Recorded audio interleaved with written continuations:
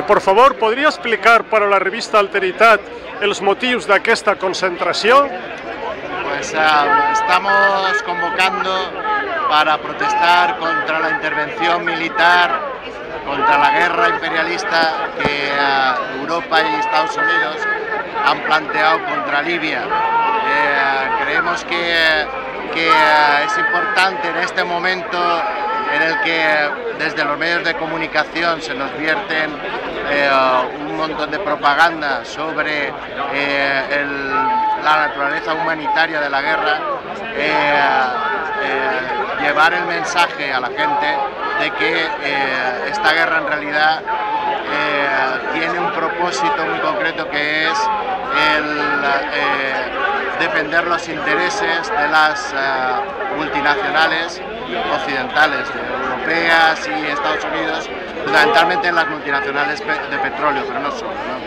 Entonces, este mensaje creemos que es importante que empiece a oírse, porque creemos que pues, hay mucha desinformación y una información bastante equivocada, ¿no? Además, pensamos que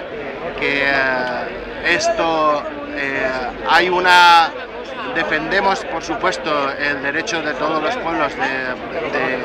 determinar su futuro y el derecho de autodeterminación de los pueblos, pero creemos que eso no tiene absolutamente nada que ver con la injerencia que se está haciendo,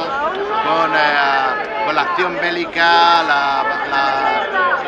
la intervención que se está haciendo por parte de Europa o de Estados Unidos. Y este es por lo que convocamos junto con otra mucha gente